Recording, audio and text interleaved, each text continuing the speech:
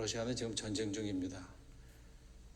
그래서 많은 분들이 지금 러시아의 상황이 어떠냐라는 그런 질문을 많이 하시는데, 들어오기 전에 한 관공서에 들어갔었는데, 그곳에서 기다리던 러시아인들이 저에게 한국인인 것을 알고, 한국은 우호 국가냐 비우호 국가냐라는 그런 질문을 제 앞에서 했습니다. 그 안에 한 20명 되는 분들이 계셨는데 모두 러시아인이었습니다. 만약에 그 자리에서 제가 비우호 국가다라고 이야기하면 여러 명의 그 러시아인들이 좀 좋지 못한 그런 행동을 할 태세로 저에게 질문한 것을 제가 느끼고 좀 위협함을 느끼면서 하나님께 도움을 구했습니다. 그래서 그들에게 이렇게 이야기했습니다. 한국이 우호 국가냐 비우호 국가냐. 그래서 저는 하나님은 러시아를 사랑하십니다 라고 대답을 했습니다. 그랬더니 이분이 아니 그거 말고 한국이란 나라가 우호 국가냐, 러시아에게 우호 국가냐 비우호 국가냐 라는 질문을 다시 했습니다. 그래서 저는 변함없이 하나님은 러시아를 너무너무 사랑하십니다 라고 대답을 했더니 이분이 고개를 절레절레 흔들면서 미소를 띄우면서 질문을 포기를 했습니다. 러시아의 분위기는 지금 그런 분위기입니다. 전 세계적으로 지금 거의 고립되어 있는 그런 상황이기 때문에 러시아 내에 있는 외국인들을 향한 그런 좋지 못한 부정적인 시각으로 러시아의 친구냐 아니냐라는 것에 대해서 굉장히 중요하게 여기는 그런 시기인 것 같습니다.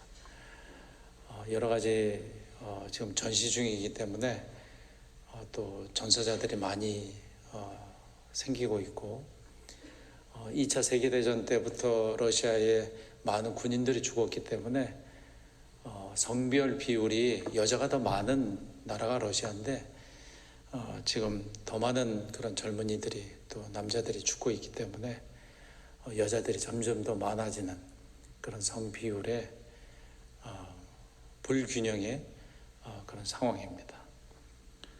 또 생필품들은 각종 그 세계에서 들어온 기업들이 전부 나간다고 했기 때문에 또 나가고 있고 하기 때문에 생필품은 러시아에서 생산된 그런 생필품으로 견디고 있는 그런 상황입니다.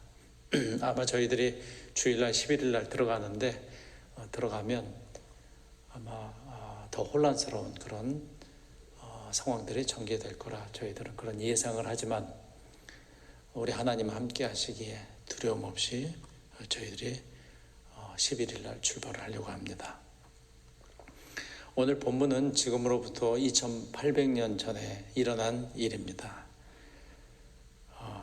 아람 군대가 사마리아 성을 포위를 하고 그리고 더 공격도 안 하고 그냥 성 밖에서 진을 치고 그렇게 봉쇄를 시킨 봉쇄전을 펼치고 있습니다.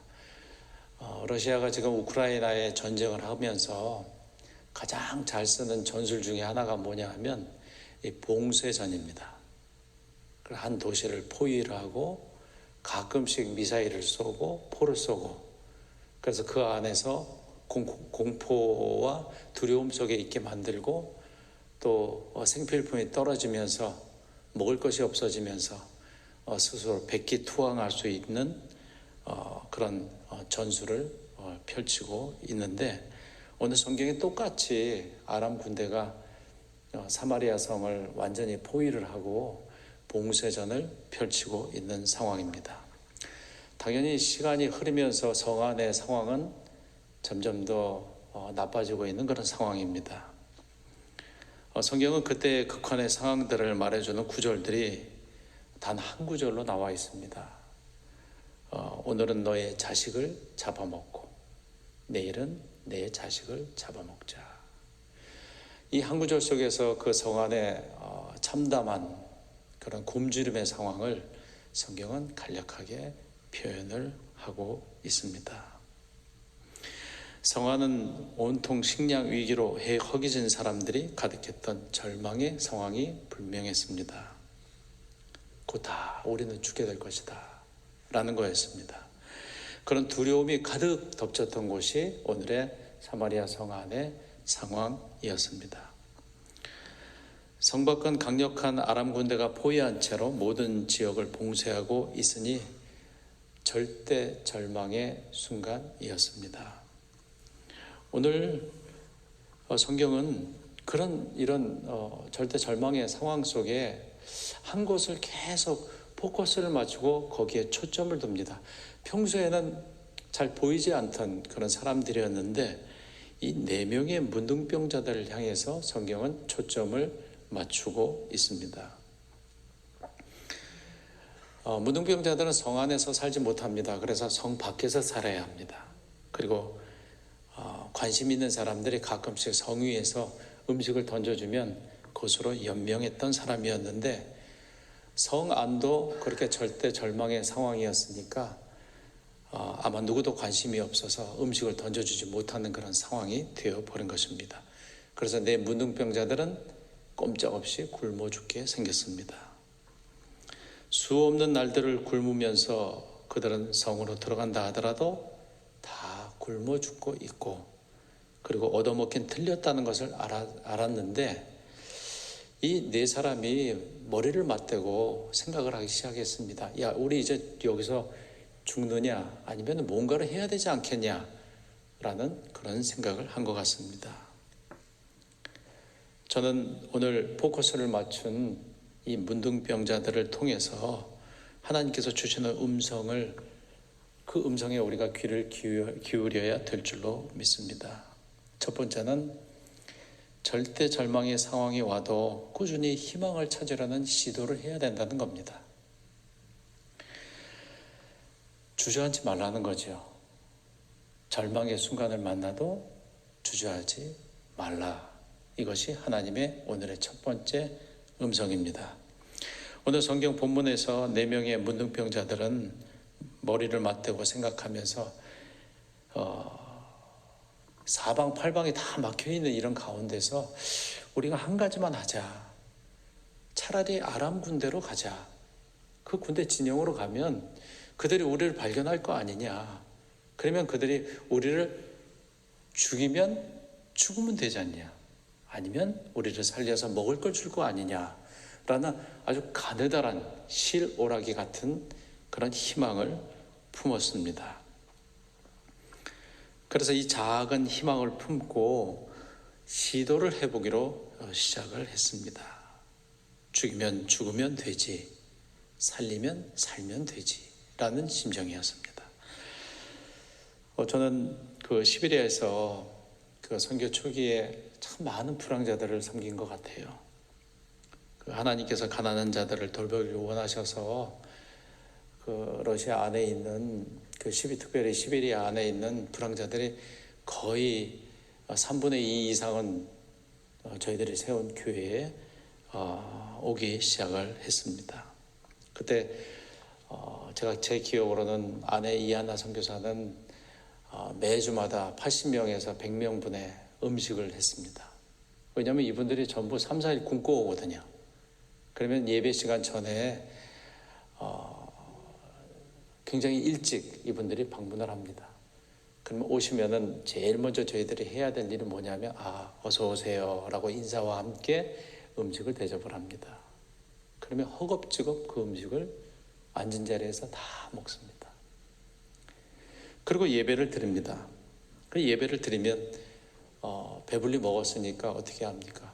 다 자요. 잠을 잘 잡니다. 그러면 잠자는 그들을 향해서 저는 하나님의 말씀을 전합니다. 안 듣는 것 같지요? 다 듣습니다. 배불리 먹고 잠을 자도 제가 전하는 하나님의 말씀을 자면서 다 듣고 있습니다. 그러면 예배가 끝난 후에 저를 안아줍니다. 다 돌아가기 전에 저를 안아줍니다. 안아주면서 예수님 안에서 사랑합니다. 그럼 저도 예수님 안에서 사랑합니다. 라고 인사를 합니다. 그런데 이분들이 예배 끝난 후에 저와 인사하기 전에 무엇을 하냐면 예배 끝난 후엔 다 저에게 달려옵니다. 왜냐하면 머리를 깎아달라고요. 왜냐하면 이분들이 같이 사는 그런 벌레들이 있거든요. 이와 벼룩들입니다. 그러면 머릿속에 얼마나 많이 사는지 몰라요. 그러면은 이발 기계로 머리를 다 깎아줍니다. 그리고 예배 끝난 후에는 성도들이 오면 머리를 깎아주고, 그리고 제 아내는 그들에게 점심을 제공을 합니다. 그러면 이분들이 꼭 가지고 있는 그릇들이 있습니다. 그 옆에다 차고 오기도 하고 검은 봉지에 담아오기도 합니다. 플라스틱 그릇을 갖고 와요. 빈 그릇. 그것은 뭐냐면 점심을 먹고 그리고 음식을 더 달라는 겁니다. 그거는 저녁거리를 타가기 위해서입니다. 그럼 그분들이 이 몇 개씩 그릇을 갖고 오면 이게 움직이면 어떤 소리가 나냐면 퉁퉁퉁 하는 소리가 납니다. 그럼 그 소리가 그들의 기도 소리라고 저는 생각을 했습니다. 그렇게 음식을 다 주고 나오면 또 때로는 구호품이 생기면 다 나눠주고 그렇게 열심히 사랑을 했는데 저는 고민이 생기기 시작했습니다. 왜냐하면 아무리 그들에게 가까이 가고 그들을 도와줘도 그들은 저를 밀어냈습니다. 마치 늘 느낌은 저는 그 관계가 친밀해져서 더 친구가 되고 싶고 가족이 되고 싶은데 그들은 저를 밀어냈습니다. 꼭 물과 기름의 느낌이었습니다. 그래서 고민이 돼서 하나님 앞에 나가서 기도하면서 하나님, 제가 아무리 그들에게 사랑을 베풀어도 아무리 그들을 끝없이 사랑해도 그들은 저를 밀어냅니다. 전 그들에게 가까이 가고 친구가 되고 싶고 가족이 되고 싶습니다. 어떻게 하면 좋습니까? 저에겐 실망감이 오는 것 같습니다. 이 사역이 계속 진행돼야 될까요? 라는 질문을 드렸습니다. 그런데 한 번은 제가 끝난 후에, 예배 다 끝난 후에 사람들 하나 둘씩 안아주면 러시아 사람들 얼마나 큽니까? 2m 막 2m 넘는 사람들이 많이 있거든요. 그럼 저를 안아서 번쩍 듭니다. 그리고 저는 공중에 발이 매달린 채로 그분이 안아주는 것을 풀어줄 때까지 그렇게 예수님을 사랑합니다. 그렇게 기다려야 합니다. 근데 그 사이에 그분들이 안아줄 때 저에게 다 이사 오는 것이 있습니다. 옮겨오는 것이 있습니다. 이와 벼룩들이 다 그 사람 몸에 있던 것이 저에게 이사로 옵니다. 그러면 불황자들을 안아주면 그 일주일간은 고통스러운 나날들을 보냅니다. 왜냐하면 제 몸속에 이가 있고 벼룩이 생기기 시작하니까 얼마나 고통스러운지 몰라요. 시베리아 이들은 굉장히 독합니다.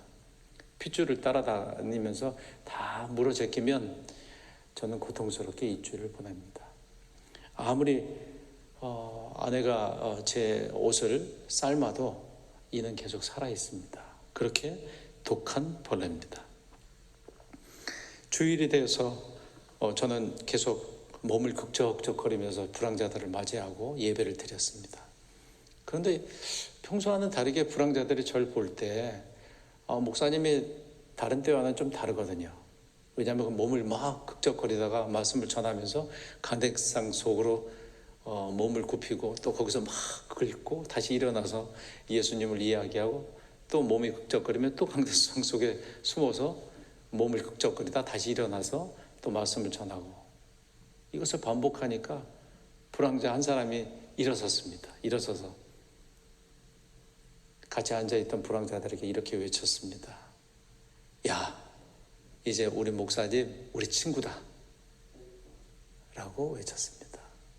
이제 우리 목사님 우리 가족이다 라고 크게 외치니까 앉아있던 불황자들이 다 껄껄대면서 웃었습니다.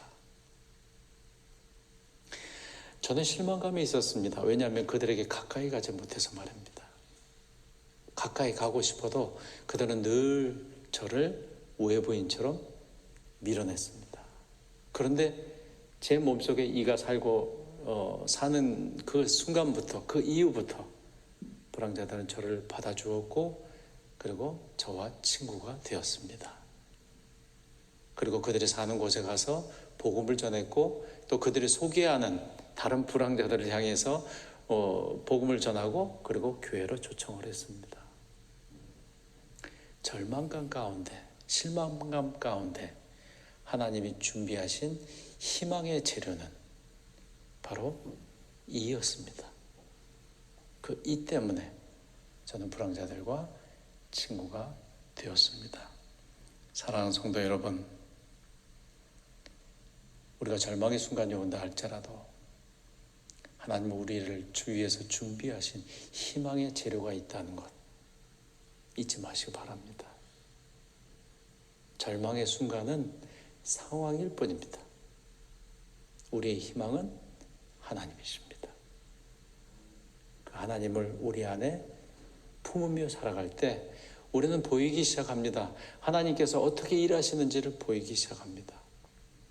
그리고 하나님께서 희망의 재료를 준비하셔서 나를 위해서 하나님은 일하고 계심을 우리는 볼 수 있습니다. 4명의 문둥병 병자들이 그렇게 희망을 가지고 이제 걸어가기 시작했습니다. 여러분, 그런데 성경에 보면은 엘리사가 나옵니다. 이 엘리사도 또 희망을 품은 사람이었는데 엘리사는 그렇게 이야기했죠. 성 안에서 내일 이맘때쯤이면 성 밖에 밀가루와 보리가 잔뜩 쌓일 것이다. 얼마나 희망적인 말입니까? 하지만 사람들은 듣지 않았습니다. 그 사람이 마치 미쳤다고 그렇게 취급을 했습니다. 그래서 한 장관이 하늘에 있는 창문을 열어도 그런 일은 생기지 않을 것이다 라고 이야기를 합니다. 그랬더니 엘리사가 이야기합니다. 내일 장관께서는 이맘때쯤에 성 밖에 쌓이는 식량을 보게 될 것입니다. 하지만 먹지 못할 겁니다. 라고 엘리사가 이야기합니다.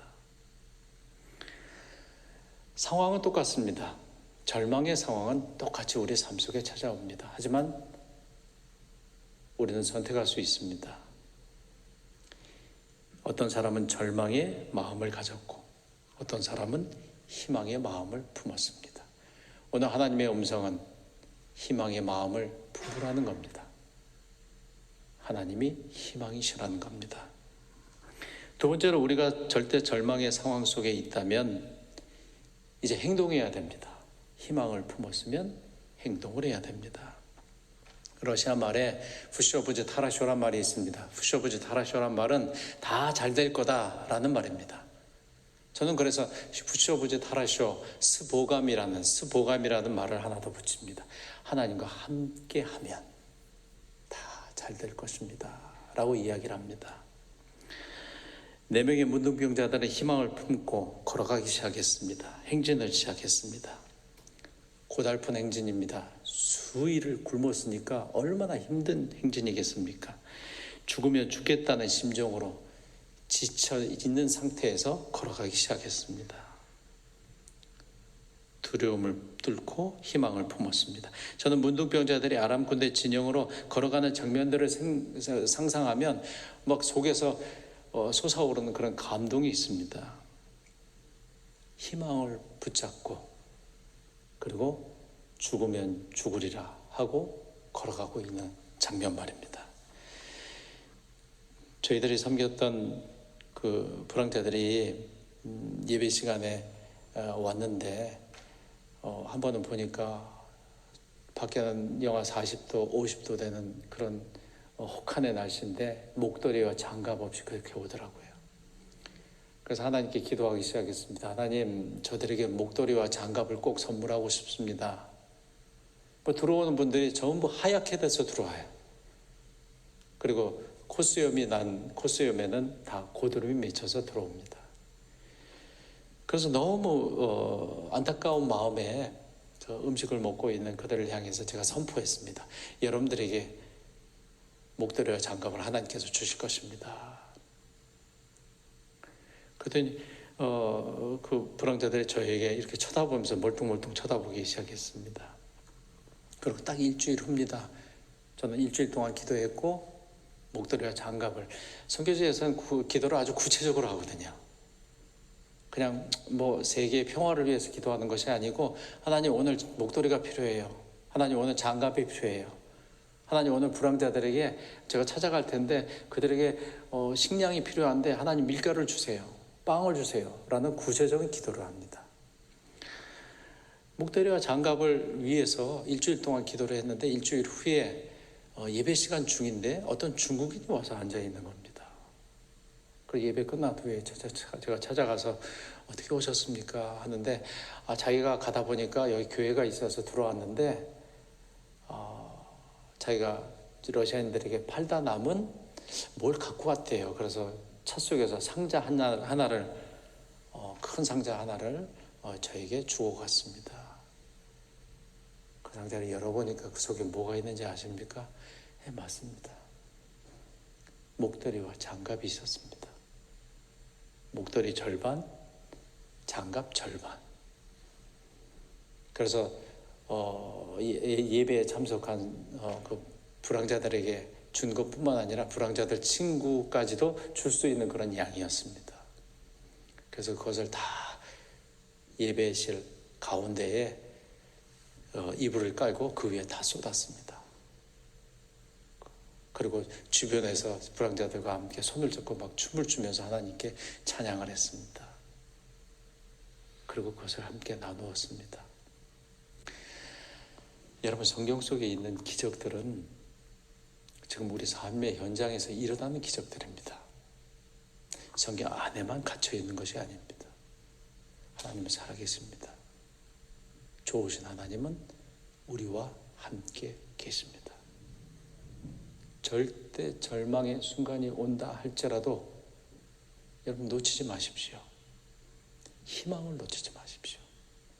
희망을 놓치지 마십시오. 하나님이 끝이라고 하지 않으시면 끝이 아닙니다. 분명히 이루어질 수 있습니다. 희망으로 행진하는 사람에게 주어진 선물, 그 선물이 바로 기적입니다. 세 번째로 절대 절망의 순간이 왔을 때 여러분 우리가 알아야 될 것은 하나님은 이미 일하고 계신다는 것을 기억하시기 바랍니다. 네 문둥병자들의 행진으로 걸어가는 동안에 이미 아람 군대 진영에서는 기적이 일어났습니다. 아람 군대의 진지에선 놀라운 일이 벌어졌는데 하나님의 능력으로 그들을 덮은 것은 딱 한 가지였습니다. 그 진영에 덮은 것은 바로 두려움이었습니다. 두려움. 사마리아 성 쪽에서 수없이 많은 군대가 쳐들어오고 있다는 그 두려움이었습니다. 이 4명의 문둥병자들이 걸어오는 소리는 40만 대군이 몰려오는, 쳐들어오는 그런 소리로 들렸습니다. 또 허리춤에 차고 있던 이 동량을 위한 빈 그릇들이 부딪히는 이 소리는 창과 검이 부딪히는 소리로 들렸습니다. 문둥병자들이 배가 고파서 힘이 들어서 오다가 쓰러지는 그 부딪히는 쓰러지는 소리는 병거들의 소리로 들렸습니다. 그래서 옷도 입지 못하고 옷을 벗은 채로 전부 자기 무기와 먹을 것과 좋은 옷들을 다 두고 다 주랭랑쳐 버렸습니다. 4명의 깡통찬 문둥병자들의 행진이 왜 그토록 아람 군대의 가슴을 두렵게 만들었을까요? 여러분, 일상 속에서 기적이 일어납니까? 물론입니다. 하나님과 동행하는 사람에게는, 하나님을 희망으로 의지하는 사람에게는 분명히 기적이 일어납니다. 희망을 향한 문둥이들의 행진에 하나님의 기적이 따랐기 때문입니다. 여러분 기억하십시오. 하나님은 희망을 통해서 역사하십니다. 아람 군대는 사방으로 도망을 쳤고 아무도 없었습니다. 4명의 문둥병자들이 곳에 도착했을 때는 이미 아무도 없었습니다. 여러분 생각해 보십시오. 얼마나 신이 났겠습니까? 먹을 것은 산더미처럼 쌓여 있죠. 좋은 옷들은 여기저기 널려져 있죠. 그래서 그들은 배고픈 허기진 배를 움켜쥐고 먹기 시작했습니다. 배가 부르니까 좋은 옷이 눈에 들어왔습니다. 그래서 좋은 옷들을 이거는 내가 한번 입어보자 하고 누더기 옷을 다 벗어제치고 좋은 옷을 입었습니다. 그리고 아주 좋은 마음에 드는 옷들은 또 감추기 시작했습니다. 금은 부하들을 다 감추기 시작했습니다. 그러다 생각이 났습니다. 그것이 네 번째입니다. 마지막입니다. 절대 희망으로 여러분들이 하나님이 주신 기적을 만났다면 반드시 하나님이 하신 일들을 선포해야 될 줄로 믿습니다. 실컷 먹고 마시다가 생각을 했습니다. 성 안의 사람들이 생각이 났습니다. 아, 거긴 굶어 죽고 있지. 그래서 달려가기로 했습니다. 우리만 배불리 먹어선 안 된다. 우리만 배불리 먹고 마시면 결코 선하지 못하다. 만일 밝은 아침이 되기까지 우리가 이 엄청난 기쁜 소식을 성 안에 전하지 못한다면 우리는 벌을 받게 될 것이다. 아람 군대가 다 도망친 걸 알리자. 가자, 사마리아 성으로. 저는 지난해와 올해 그 하나님께서 두 가지의 기적을 저에게 주셨습니다. 여러분, 하나님은 얼마나 좋으신지 몰라요. 그래서 늘 하나님을 묵상하면 저는 뜻모를 눈물이 자꾸 쏟아져요. 왜냐하면 하나님이 너무 가까이 제게 계시는 것을 제가 알기 때문에 그렇습니다. 하나님 멀리 계시지 않습니다. 우리가 밥을 먹는 그 순간에도 우리와 함께 식사하고 계시는 분이 하나님이십니다. 첫 번째 기적은 작년 8월 제 아내가 그 암 진단을 받았습니다. 건강검진을 하다가 암이 발견돼서 진단을 받았는데 그 순간에 한순간에 절망감이 밀려오더라고요. 절대 절망감들. 근데 하나님께서 우리에게 말씀하셨던 건 그 절망감을 밀어내라는 거였습니다. 희망으로 밀어내라는 거였습니다. 암 수술을 받고 있는 보호자, 그 수술실 밖 보호자 대기실에서 제가 막 울면서 하나님께 기도했습니다. 하나님, 제 아내는 80명, 100명 불황자들 위해서 음식을 만들어서 사람입니다. 수십 년 동안 그렇게 했는데 하나님의 암이라니요. 암이라니요. 하나님께 질문하기 시작했습니다. 근데 제게 주셨던 마음은 딱 한마디였습니다. 지금 이 시간은 하나님의 영광을 드러내기 위한 것이라는 거였습니다. 절망이 소망으로 바뀌는 시간이었습니다.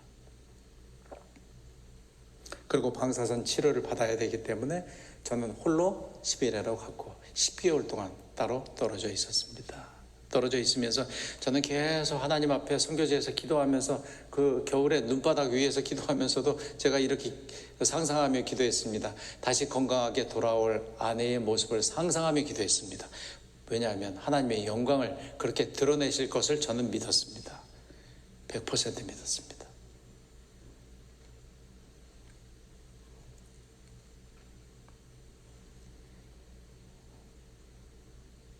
(9월 6일) 암 검사를 다시 받았습니다. 물론 양쪽 가슴에 작은 혹이 발견이 됐습니다. 하지만 의사는 이렇게 얘기했습니다. 6개월 후에 다시 검사합시다. 하지만 걱정할 거 아닌 것 같습니다. 좋은 결과를 받았습니다. 그래서 9월 11일 저희는 같이 출국을 하게 됐습니다. 제가 그렇게 10개월 동안 기도했는데 같이 선교지에 있게 해달라고, 건강한 모습으로 돌아와서 같이 예전처럼 같이 사역할 수 있게 해달라고 그렇게 기도해 왔는데 하나님은 그 기적을 눈으로 보여주셨습니다. 할렐루야. 두 번째 기적은 아들에 관한 것이었습니다. 여러분, 작년부터 계속 그 러시아에 저 영어로는 말씀드리지 않겠습니다. 그 예전에 첩보부대 있잖아요. 정보부대가 있었는데 그 정보부대의 전신을 가지고 러시아 대통령이 만든 그 정보기관이 있습니다. 보안연방국이라는 정보기관이 있습니다. 영어로는 제가 말씀드리지 않겠습니다. 그런데 그곳에서 자꾸 연락이 왔습니다. 이제 아들 러시아어도 잘하고 또 영주권도 갖고 있는데 시민권을 받아야 될 거 아니냐. 와서 시민권을 받아라. 근데 아내와 제가 계속 기도하는데 여러분 시민권을 받으면 혜택이 많이 있습니다. 대학에 다녀도 장학금이 나오죠. 그리고 또 여러 가지 혜택들이 많이 있는데 자꾸 시민권을 받으라는 겁니다. 그래서 받아야 되나. 근데 기도하면 자꾸 그것이 막혀지는 거예요. 이렇게 마음에 썩 내키지가 않는 거예요. 그래서 아들에게도 물어보니까 너 시민권 받을래? 하니까 자기도 받지 않겠다는 겁니다. 한국 가서 공부하고 싶대요. 그래서 저희는 받지 않겠습니다라고 했습니다. 만약 그때 받게 됐다면 러시아 군에 가야죠. 입영이 돼야죠. 2월 24일 러시아와 우크라이나의 전쟁이 터졌습니다. 만약 그때 시민권을 받았다면, 러시아 군대에 징집이 됐다면 우크라이나 전선에서 전사를 했을 겁니다. 여러분, 저는 그때 생각하면 지금도 등에서 땀이 흘러요. 여러분, 하나님의 타이밍은 여러분 우리의 상상을 초월합니다. 하나님은 우리 위해서 일하고 계십니다. 정확하게 일하고 계십니다.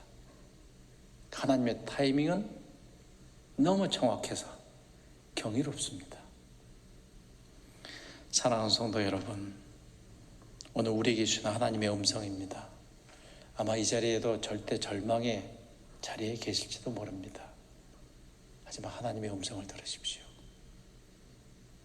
희망을 가져라. 그 희망은 하나님이십니다. 상황을 바라보지 않고 희망이신 하나님을 바라보는 우리가 되게 예수 그리스도의 이름으로 간절히 축원합니다. 기도하겠습니다.